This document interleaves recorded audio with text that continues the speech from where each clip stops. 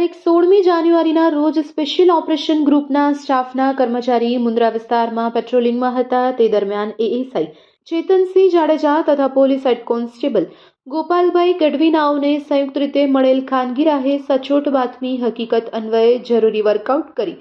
મુન્દ્રા તાલુકાના મોટા કાંડાગરા ગામે આવેલ ભારત પેટ્રોલિયમ પેટ્રોલ પંપ પાસેથી સબીર ઇસ્માઇલ વાગેર ઉંમર વર્ષ 36 રહેવાસી વાગેરવાસ ત્રગડી તાલુકો માંડવીવાડાને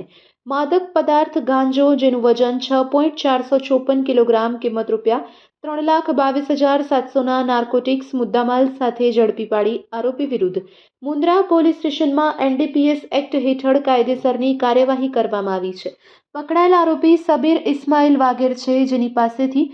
માદક પદાર્થ ગાંજો 6.454 કિલોગ્રામ કિંમત ₹3,22,700, એક મોબાઈલ કિંમત ₹10,000, 10,500 રોકડ રૂપિયા તથા મોબિલિયો કાર કિંમત ₹3 લાખ એમ 6,43,200નો મુદ્દામાલ કબજે કરવામાં આવ્યો છે. આ સમગ્ર કામગીરીમાં પશ્ચિમ કચ્છ ભુજ સ્પેશિયલ ઓપરેશન ગ્રુપના સ્ટાફના માણસો જોડાયા હતા.